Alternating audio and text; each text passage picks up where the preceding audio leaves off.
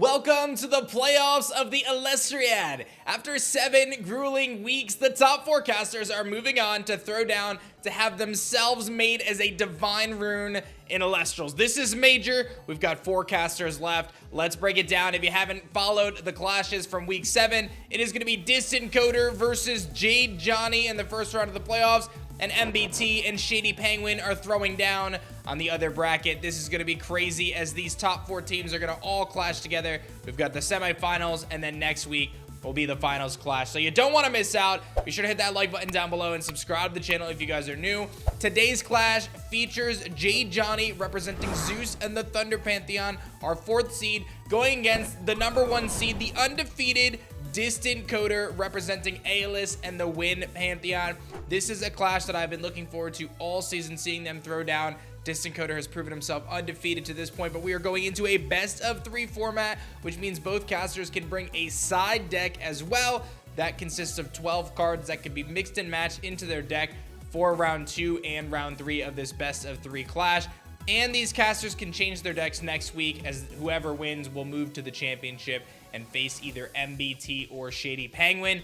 It's about to go down. We're going to condense these clashes into 2 videos this week. So today we're going to go down the deck profiles of both DistantCoder, JadeJonny, and then dive into the best-of-3 clash. So make sure you grab some popcorn, get yourself a nice beverage, settle in, and let's have some fun. Let's find out what these 2 casters are bringing for the semifinals of the Elestriad.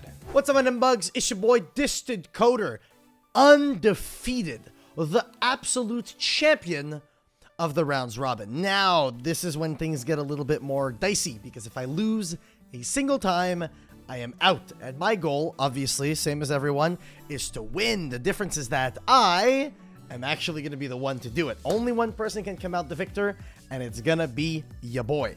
So, as you saw last week against Boffin, I brought this like Earth strategy that probably a lot of you aren't super familiar with. Those of you that have only been following the Elestriad haven't seen anyone even remotely play a deck similar to this. Boffin was the only one that played something like kind of close because he was playing Earth, but he wasn't playing something like this. You have seen basically the watered down version because I tailored the deck a little bit specifically to play against Boffin. Now we're playing the OP stuff. We're playing it full power. We're going all the way. This list is freaking insane. I can't wait to show it to you. So let me show you guys the sauce that I'm bringing to the table. In terms of the Earth Elestrals, 3 Rumagem, 3 Equilinks, 3 Viserys, 2 Tictorus. Now, I brought 3 Tictorus last time against Boffin. Specifically, the Tictorus is really good in an Earth Mirror matchup because it counts the Earth Spirits on the opponent's side of the board. I don't think Johnny is going to be bringing any amount of Earth Elestrals or even Earth cards other than maybe Earthquake. I know he doesn't have Viserys, so this isn't going to be as relevant, but the reason why I'm on the 2 Tictorus still is because I am playing 3 copies of the Foliage Forest, and because I'm playing 3 Foliage Forest, Forest plus Tictorus is a 6, makes the Tictorus a 6, I should say, beats over Astrabbit, which is very relevant. After that, we are playing 3 copies of the Demeter and 3 copies of the Earthquake. The best part about this deck is that Earthquake is a crazy card, and you can just play this natively without needing to just tech in spirits. So if you're playing the Earth deck, having Earthquake in your deck just means you'll always be able to use it when you draw it because you're not at any point expending Earth Spirits to the point where you won't have any to cast this. So Earthquake always going to be live. This is our Earth package. Goes absolutely insane. Deck's crazy. Last week, I didn't play triple Foliage Forest. Again, it was because Boffin, I anticipated was going to be on an Earth strategy. So playing 3 Foliage Forest is really strong because making everything +1 means Equilinks is a 5, Viserys is a 6 the moment you run it out, Tictorus is a 6 under Foliage Forest. Not only that, the Equilinks being able to move spirits around makes it so that if you Nexus any additional spirits onto any of your guys, even your Rumagem could end up being a threatening 4 or even a threatening 5 attacker, which is really cool. So Foliage Forest, while it's up, you are in the driver's seat. Absolutely crazy card. After that, we're playing 3 copies of Astrabbit and 3 copies of Elichick, a very small Thunder package. Quite literally, this is all the Thunder we're playing. We're not playing Jolton. We're not playing Mount Olympus. It is just 3 Rabbit, just 3 Elichick. The reason why? 3 Elichick means 6 copies of Demeter, and Rabbit is just a 5 booty that gets you essentially anything. That card advantage is very, very strong. You'll see that I'm playing very few Thunder Spirits. This deck is almost all in on the Earth strategy. Next up, I'm playing for my runes. I'm playing 2 Resting on Your Laurels, 2 Ambrosia for the Invoke runes. Those are the only Invoke runes I'm playing that are not, you know, in my Earth engine. Very, very powerful cards. Resting is just strong. It's watered down Earthquakes. This just means you're playing a 5th copy of Earthquake, 4th and 5th. And 2 Ambrosia. I'm choosing the side deck, the 3rd, but we'll get into the side deck in a moment. In terms of the counter runes, I'm playing 2 Poison Tip. Would play 3 if I had 3. Playing 3 Shield. Luckily have 3 of this. Playing 2 Gorgon's Gaze. Would play 3 if I had 3. And 3 Tsunami. This is the entire deck. This is the whole deck list. As you can see, everything is in the Earth build. Like, the Earth cards just do everything. Equilings deals with back row. Viserys and Tictorus deal with bodies. Rummagem searches anything you need. Elichic searches your Demeter. Demeter's crazy. Like, this deck is absolutely freaking phenomenal. And then in terms of the spirits, we'll count them together. 1, 2, 3, 4, 5, 6, 7, 8, 9, 10, 11, 12, 13 Earth spirits. Typically, I play 14, but you're going to see one very, like, cute little change that I made, and I'll explain why I made it. So 13 Earth Spirits, playing 4 of the Thunder, 2 of the Water, and the 1 Fire Spirit is the little tech that I'm playing. And the only reason why is because I know Johnny likes to play Eruption. So in a late-game scenario, I like to have the Fire Spirit to just slap under an Elestral when I'm in a position where I would lose to Eruption. I make sure that I don't lose to Eruption by putting a Fire Spirit under my Elestral, so he can only burn me for 1 rather than burn me for 3. So other than that, this list is really freaking insane. Like, this list is really, really good. I have no doubt that I'm going to be taking this one over Johnny. Like, frankly, I think this list is so good, and I'm so confident, I'm willing to say I will win 2-0. I don't think he's taking a game off me. This deck is crazy. It's the best deck in the game, and I'm convinced that this is essentially unbeatable. In terms of the side deck, let me show y'all the sauce that I'm bringing to the table. I'm starting off with 1 Earth Spirit. I am citing 1 of this, and the reason why is because if I feel like he's not on the Eruption beyond game 1, I'm going to side out that Fire Spirit, play the 14th Earth Spirit, 14th Earth Spirit, and we'll go with that. I'm playing a Tictorus. I'm playing like an interesting package here. I'm playing the Tictorus. I'm also playing a Latagon double Drataya. The reason why I'm playing this is just because, like, I'll be honest, I don't have that many crazy cards to be putting in the side deck. Siding in Elestrals right now is odd because there aren't that many cards you even want to side. Like, if I had another Resting on Your Laurels, it'd be in here or something like that. But, like, because this is, like, Elestriad, there isn't that much to be siding. So I did have a lot of free spots, and I figured I'd put these in, considering last week Johnny did play the Fruit deck. So if he is on Fruit, I can side these in because I am already playing Earth. So if I have a Drataya on board or a Latagon and he goes with Ambrosia or Golden Apple, he gets punished by me having these. So that's, like, fine. And I am playing the 1 Scavengem. I think Scavengem is really cool in certain scenarios. Do I think I'm going to side it in? Probably not, but it's cool to have regardless. 2 Pandora's Box. In the off chance he chooses to pivot to Wind, I'll have this. The 3rd Ambrosia is in here should he be playing some kind of, like, heavy burn focus strategy. Otherwise, I'm playing 2 Nectar of the Gods and a Helios' Chariot Ride. The logic behind these is that if he is playing the Fruit deck, I side out my Foley Forest and put these in. So, yeah, that's basically just covering my bases, provided that he doesn't play what I think he's playing, which I think is going to be Thunder Nexus. I'd be very surprised if he wasn't playing Thunder Nexus. I feel like Johnny's going to bring his A game and try to beat me, but I think my main deck is super well tailored to beat Thunder Nexus, and I think my side deck is very well tailored to beat anything else he might be bringing to the table. So with that being said, I feel very strongly that I'm going to win 2-0. I'm going to go to the finals, and we're going to be meeting with Shady Penguin or MBT in the finals, and I'm excited to see it. But until then, Johnny, you are in my way. It's time for me to crush you. I'm going to destroy you. With that being said, good luck to him, good luck to my opponent, and I'll see y'all in the duel, in the clash, in the game.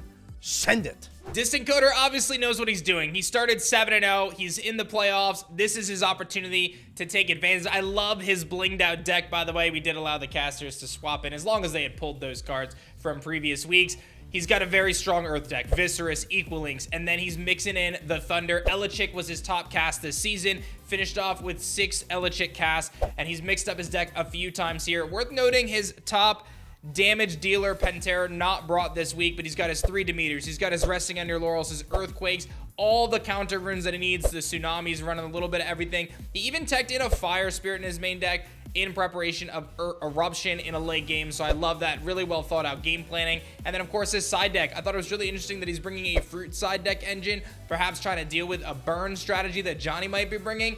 We know Johnny likes to bring Thunder, we know he likes to bring that Spark It. He's got some really cool pieces here. I think if Coder is able to get out that Viscerus early and control the rune slots with Equalings, there's an opportunity for him to put on a ton of pressure and ultimately take this one. But again, Johnny does have some really cool little tricks up his sleeve, including Spark It Nexus, which obviously can derail any sort of strategy. Let's find out if Johnny is sticking with his guns and bringing Thunder this week. Yo, what is up, your boy JadeJonny, back here in the Elestriad. Hi, how you doing today, you beautiful people? So, we took a gamble, played fruit, and then took another gamble and lost, and then we took an even bigger gamble, and I think it was a 100% chance that, you know, like, I won this last gamble and put all of our hopes on Powder's shoulders to continue to go into top cut. And I am so proud of that man for helping me get here. I genuinely, even if he hadn't, he's improved so much. I'm so proud of him. But anyways, you're not here for that. You're here for me to talk about how you're here to talk about me,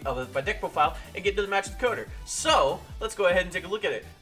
Knowing Coder, he's going to be playing Earth. It's his element of choice. It's the element he's most best with, and it's also the element that his pulls most definitely support. And as you guys know, the only deck that my pull support is going to be T-Nexus. So I'm stuck playing T-Nexus in Top Cut, and Coder is stuck playing Earth in Top Cut. So we're going to definitely play for the fact that we're playing into Earth, because if he does play into Wind, then I think that a deck that plays into Earth is better than a deck that plays into Wind instead of Earth.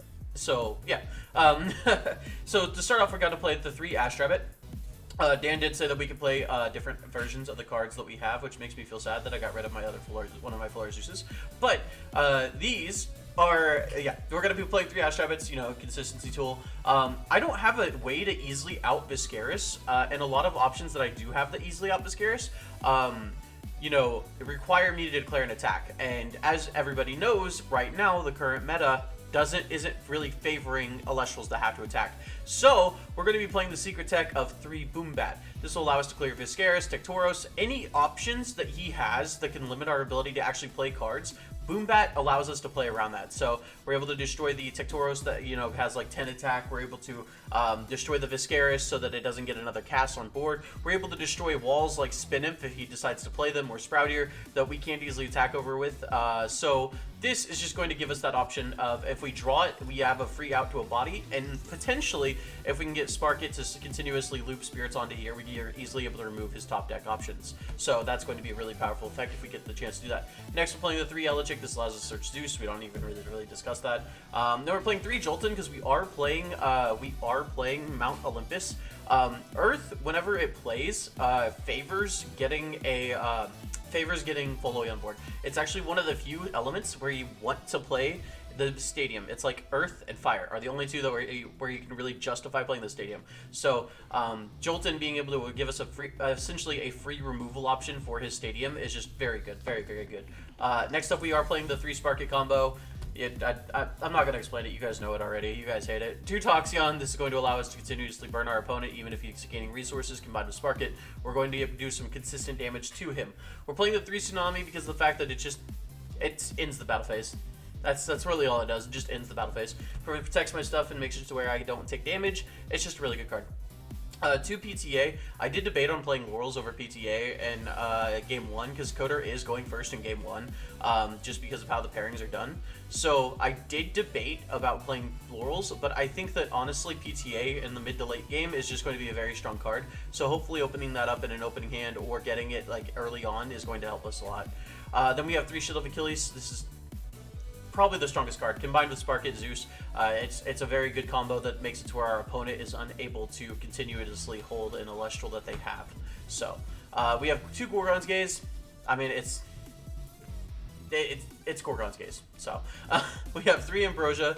I expect that he's going to be very aggressive in the early game, just because of the fact that Thunder, if it's out aggroed in the early game, then it doesn't have the ability to, you know, sustain. So having the Ambrosia so we can recover spirits with especially considering we're going to be doing like 2 to 3 spirits on Zeus every time.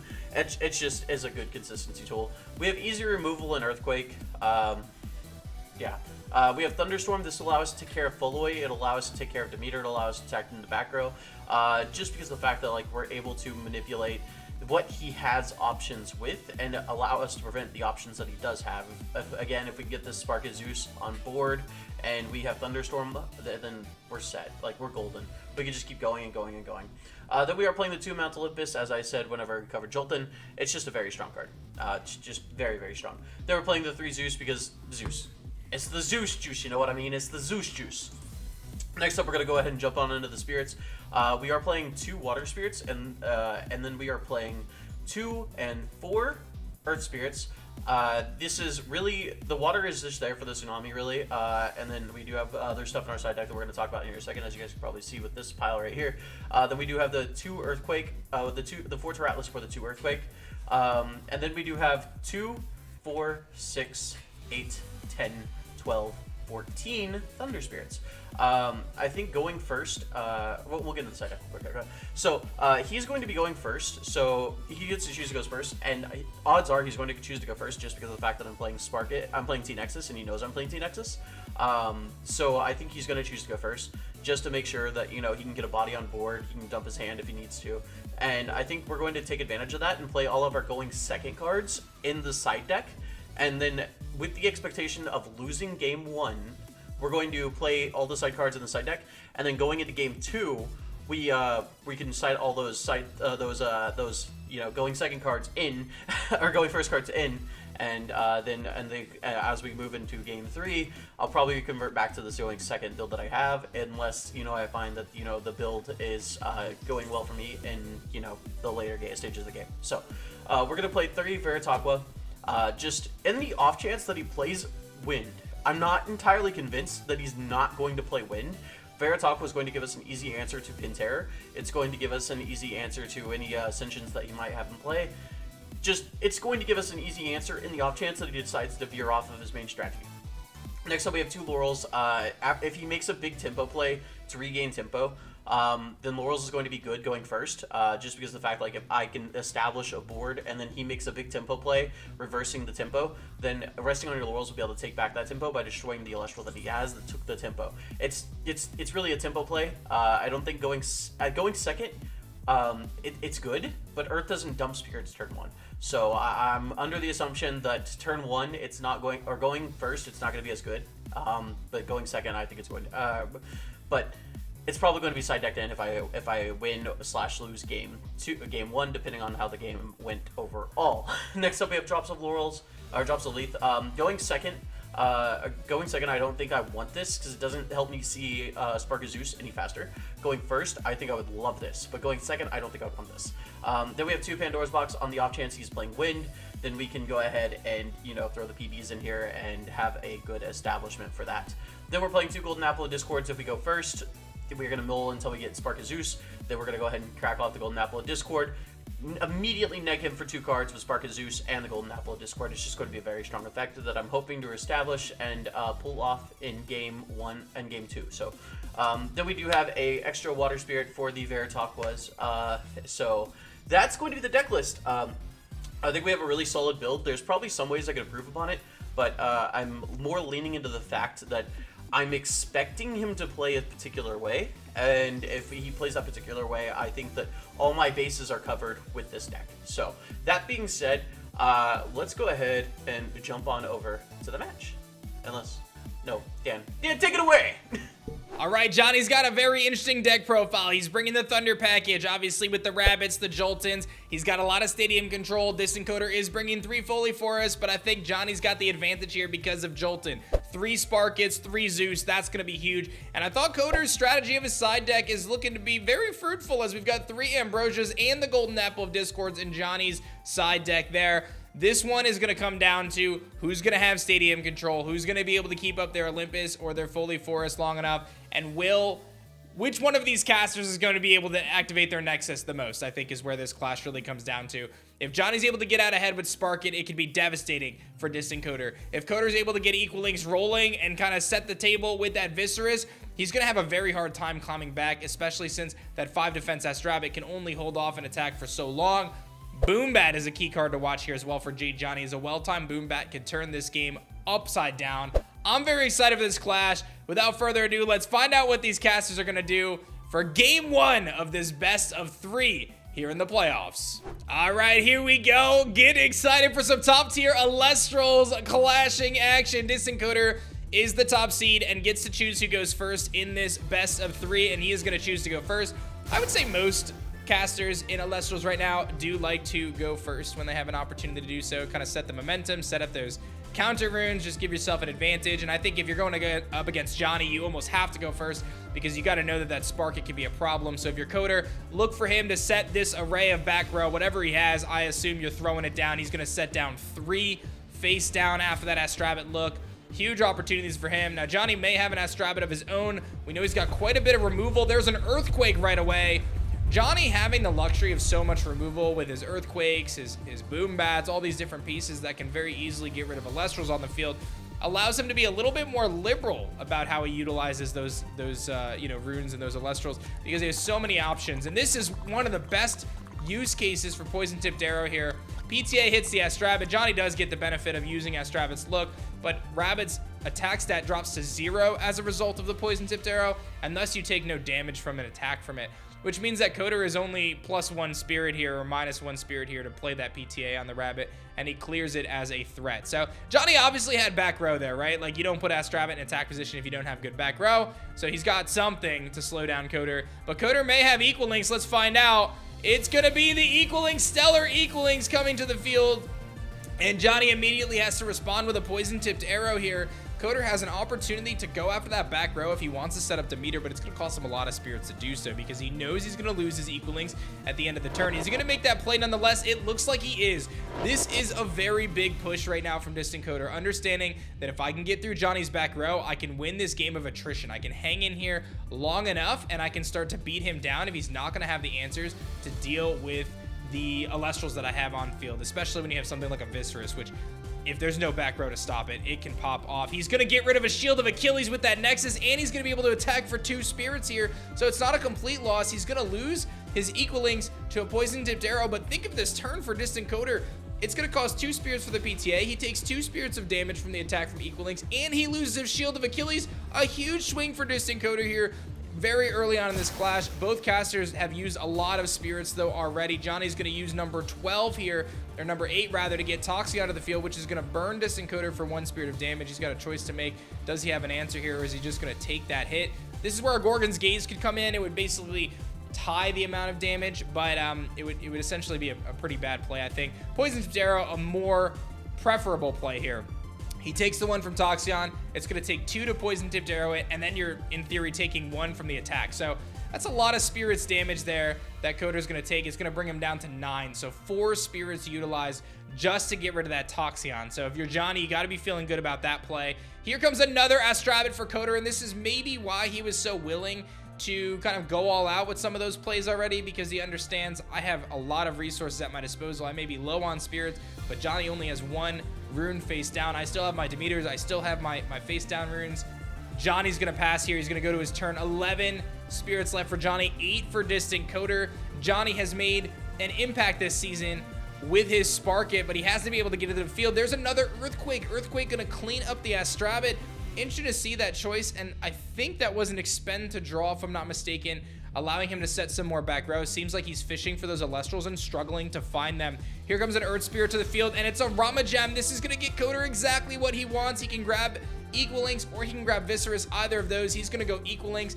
He is a big believer in Equal Links, thinking that this is one of the most impactful cards in the metagame, being able to pop runes, especially when you're talking about things like Shield of Achilles and Gorgon's Gaze, forcing those activations, forcing your opponent to be on the back foot. And now Ramajam's going to be able to hit for 1. And Johnny's got to respond. He's got to get an Elestral here. He didn't have one last turn. It's going to be the Spark It. Does Coder have an answer? He's looking at his runes. He's got something, but it's a matter of, is he going to Tsunami? Does he have a Gorgon's Gaze? There's the Zeus we talked about 11 Spark It Nexus, I believe it is this season. 18 damage from Spark It. Johnny's ace this entire Elestriad. Spark It has been the key card for him. Obviously taking on some risk here with that Zeus, knowing that Equalinx is waiting in the back. Is that Equalinx gonna get popped out of his hand? No, because DistantCoder has the Gorgon's Gaze. He's gonna shut down that Spark It post Nexus, which means that that Spirit is now on the Spark It and not on the Zeus. This is gonna be big for Coder. Has a chance to respond. He can use that Demeter to boost up one of his Elestrals. Here comes the Earth Spirit. It's probably Equalinx, and it is. Stellar Equalinx's second of the clash. Now has an opportunity to Nexus from Demeter to be able to pop a rune. You can go after one of the back row and kind of increase your chances of one of those back rows, you know, not being a problem for you, not slowing you down. He's gonna try to pop something here. Let's find out. He's gonna go after the Shield of Achilles again. That Equalinx has some laser vision, taking down both shields.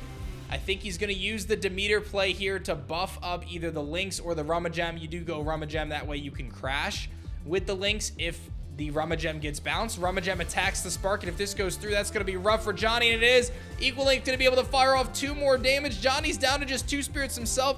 Coder does only have 4 spirits left, but Johnny is on the back foot as he has no field presence here. He's facing down 2 back row from DistantCoder. Let's do a quick listen in for these final moments. Who's that? That is, in fact, some sauce. That's fine. Set a back row. Mm-hmm. There's no way I walk out of this alive. No, you have 1 spirit? Mm-hmm. I don't know, you could, like, realistically... I'm gonna activate Boombat effect targeting Equalinx. I'm going to Gorgon's that. And then I will scoop for game 2. Alright, awesome. Holy. Jesus. So Johnny ends up going for the Boom Bat play there at the end, not choosing to disenchant from Zeus to attack, but it ends up not mattering as DistantCoder is able to Gorgon's Gaze the Boom Bat post disenchant, meaning Johnny has no Elestrals left and he's not going to have enough spirits to make any sort of an impact. So Coder is going to take game 1 here in this best of 3, and now these 2 casters have an opportunity to dig into their side decks and make any sort of adjustments they want to make. We know Johnny was carrying those Veritaqwas. He had some really cool strategies there. Didn't see a Tsunami from Coder, so maybe not side decking that way. Coder has an opportunity to maybe grab that Helios Chariot Ride or maybe go with the Turbo Draw strats with Drataya. Again, didn't see an Ambrosia to key off on that, but could be crucial nonetheless. So let's dive into our game 2 here and find out if Coder can seal the deal or if we're going to a game 3. All right, here we go. Jumping into game 2. Johnny does get to kick this one off. He's 0-1. Knows he needs to make a splash. A Spark It Zeus could be the biggest splash. If you're able to look at that hand right away, it could be massive, and Johnny has an opportunity to filter through his deck with Drops of Leaf. A very unique card that sometimes, in my opinion, can stand out over Nectar of the Gods. The opportunity to recycle whatever you want that's not useful in your hand, put it back in your deck, draw that many +1, can lead to some really crazy stuff, especially if you have a beefy hand or if you're just looking for one piece. And Johnny's able to get that Astrabit out right away, which lessens the blow of having to burn 2 spirits right away, because now you're getting a free draw here off the Astrabit. That's going to set you up with the counter rune row that you're probably looking for, and that's exactly what he's going to do. He's just going to set 4 back row right away, and now DistantCoder has an uphill battle to climb. He's got a mountain to climb to get through that back row, but with Equalinx, he's got exactly the tool to do it. He's going to start off with Ramajam, though. Love the sleepy Ramajam. Ramajam can grab him whatever he wants. He's grabbing Equalinx. Stellar Equalinx looking beautiful. This blinged out deck from Coder is just too beautiful. Not gonna lie. He's gonna just set 1 and pass, knowing that he's gonna force Johnny to have to get through that Ramajam. Here comes a Thunder Spirit. It's another Astrabit, this one into attack position. That tells me that Johnny may be sitting on a Zeus or an Earthquake. He's going to go with that Zeus. Zeus has been cast 9 times, I believe, this season. This is number 9, if my count is correct, if our statisticians are correct. Go check out the Elestriad website, by the way. That's going to nerf the stats of Ramajam, allow the Astrabis to try to hit over it. Coder makes an interesting Tsunami play here. I'm very surprised about that. Generally speaking, I would probably take the Ramajam hit there and take the Astrabit hit, because then you're keeping them in attack position. Astrabit in defense is a lot harder to get over, but he may have some sort of a Nexus plan in mind, or maybe he wants to slow this game down a little bit. Maybe he has more back row. Maybe he has another Tsunami. There's a lot of reasons why that was not a terrible play, but I would say that generally I would like to just take that hit there personally. But I think we're going to see that Astrabbit give him a little bit more presence. He's going to set those runes back there, and that's going to give him the defensive presence that he needs. Let's find out if Zeus is going to make an impact. Spark it. Yeah, that's fine. Spark effect. Yeah. Nexus to delay rabbits. Sure. Spark it, rabbit. Mm-hmm. Alright, so rabbit resolves first. Yeah. Okay. And then spark it. And then spark Force, it. Equilinx, Viserys, Elegic. Deck links. I can deal with everything else. We'll see. I'll activate Zeus targeting Astrabbit. Sure. I'll activate Ambrosia Okay. using Zaptor, grabbing back 3 Zaptor. Okay. That's what I was considering doing last main phase, but it's fine. It works out better for me because I get the spirits back. So, let's switch both these Astrabbits to attack, set 2 back row, and then I will have. I'm an idiot. I just realized. Oh, yeah, I dropped you to 2. Yeah. Spark it will attack the rabbit, Sure. and then I'll pass. All right. I will draw. A huge play there from JadeJonny. He does recognize a small misplay at the end, not being able to hit over both Ramajam and the rabbit, but honestly, it doesn't really make a huge difference because he wanted to get rid of the rabbit either way. But that was a really, really cool highlight of how Nexus can be effective, where he was able to Nexus to get the Sparkin effect and Nexus to get the Astrabbit effect at the same time, and that's where Thunder really can shine. We saw the resting on your laurels, clear the Sparkin. Then we see a Foley Forest. That's his Nexus material. Viserys comes out. That's going to get him the +1 he needs to now hit over those Astrabbits if they do fall into defense position. We're going to see the poison-tipped arrow hit into the Viserys, but that's not going to slow him down enough. He can still plow into these Astrabbits, and Johnny's going to be put on the back foot here. He's going to have to invest a lot of resources right now to stop Viserys from causing havoc. It's sitting at 6 attack. Ramajam's going to go to attack position. It's sitting at 3 attack because of the Foley Forest. Now there's an opportunity for DistantCoder to flop this board state. Viserys is going to go for the offensive into the Astrabbit. If he connects this, this is going to get another Viserys onto the field, one of the strongest Elestrals in the game. He's got the Stellar one. It looks beautiful. Johnny feels like he might be seeing some of his hopes fade, but he's got the Gorgon's Gaze. A really good timing there to activate that Gorgon's Gaze and shut down the Viserys from being a problem. But again, we're talking about a massive 4 spirits to stop Viserys here. He still loses his Astrabbit, the one with 2 spirits. 6 spirits get wiped from Johnny's board in this one turn just to stop Viserys. That shows how much pressure he's putting on, and the Ramajam is still sitting there. But here's the stadium control we were talking about. We mentioned that stadium control was going to be really important in this one. We're going to see Johnny take advantage of it. He's got the Mount Olympus. He's going to be able to re-enchant his Astrabbit to look for another card off the top of his deck, and also, in turn, make Astrabbit's attack go to 4. He's going to deal a 1 spirit of damage to DistantCoder there by nature of having a higher attack stat. And now Coder's fishing for an Equilinx here or some way to deal with this rabbit. Here comes a Thunder Spirit. It's going to be an Elechick. That's actually going to get the buff from Mount Olympus. He's taking advantage of his opponent's stadium. He grabs his Demeter, which he can now utilize to fuel those offensive options later on, especially that Nexus play. Elechick is going to go off into the rabbit. There's a Shield of Achilles. Not the best thing to bounce because he's just going to get another search later, but that does allow him to stack the field with this Astrabbit down to 6 spirits left. If you're Johnny, you're fishing for an Ambrosia here. You need a big play. You need to start putting on some offensive pressure. Here comes the Toxion. That's exactly the Elestral he needs to use. He could have a huge 4-spirit swing here if he's able to connect with both these attacks. Toxion hits the field, burns for 1. Now it goes on the offensive. Is there a Tsunami here to respond? No, it looks like Coder's taking at least 1. It looks like he's taking all 3. He's going down to 8 spirits left, and all of a sudden, Johnny's climbing back in on this one. Here comes the Thunder Spirit. Elechick looks like it's coming back out for a curtain call after being bounced back last time. Gonna search the deck for another Divine Rune. He doesn't have one. Oh, he's looking at his Spirit deck rather. Does he have another Demeter? We saw one earlier. There's another one, that full art Demeter. Very clean. Fun fact, there's only about 1,000 of those cards ever made. We talk a lot about serialized Stellars and stuff, but some of these full arts are actually pretty rare. Those full art Demeters, like I said, only about 1,000 copies ever made. We got the Earthquake, though. Johnny dwindling down on his spirits down to just 3. The Earthquake is going to prove to get rid of that Elechic. Does Johnny have another Elestral he can cast, though? Because that's going to be big here if he can get another one out. He's going to re-enchant the Toxion, which is going to burn Coder. Coder responds with Gorgon's Gaze. That's going to stop the burn and also stop the attack. So it ends up being a +1 positive there for Coder as he's no longer taking that direct damage. 3 back row. We know he has the Demeters. Coder queuing up an Earth Spirit with an Ambrosia. That's going to allow him to get a lot of those spirits back. 3 more spirits coming back to the spirit deck, getting up to 7. Which is huge, especially in this late game. There's the stadium control. The Mount Olympus has gone fully. Forest hits the field. That Toxion is no longer 6 attack. Here comes the Earth, and the Tectorus comes out at 5 attack. That is going to be stronger than Toxion with the stadium control. I talked about stadium pre-game.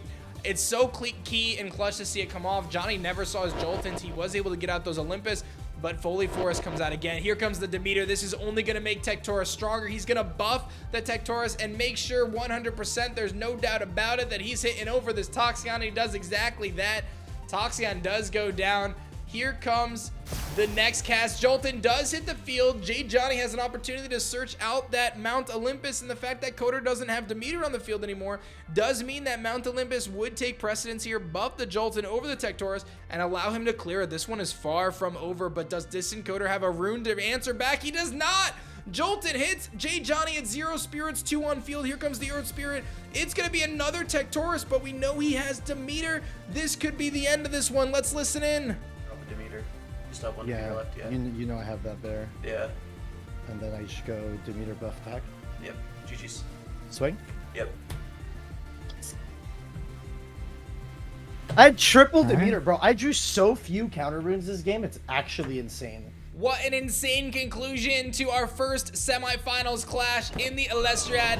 DistantCoder with an emphatic 2-0 win over JadeJonny, who made that one really close at the end. It was cool to see the dueling stadiums. I think oftentimes in Elestrals, a lot of casters forego the stadiums thinking that they're not as important as they might be, but these 2 decks happen to shine and showcase them the best. Thunder and Earth, I think, are the best for the stadiums right now. Anyway, we got to see both of them come out and make an impact, right? Equalings did its thing in game 1. We saw Johnny hold it down with that Toxion Spark and Astrabic combo. A lot of rabbits in this one, but ultimately Coder was able to methodically position himself in a way that he was chipping away that back row, especially with that Equalings. He was able to hang in there long enough in that mid game in game 2 and ultimately sealed the deal, getting that spirit advantage early and keeping Johnny on the back foot pretty much the entire time. So Coder is indeed moving to the finals of the Elestriad. He's going to be taking on either MBT or Shady Penguin next week. So get excited for the next clash. Show some love. Let me know your thoughts on this one. Leave a like, comment, and subscribe, and we'll see you guys for the next clash in the Elestriad.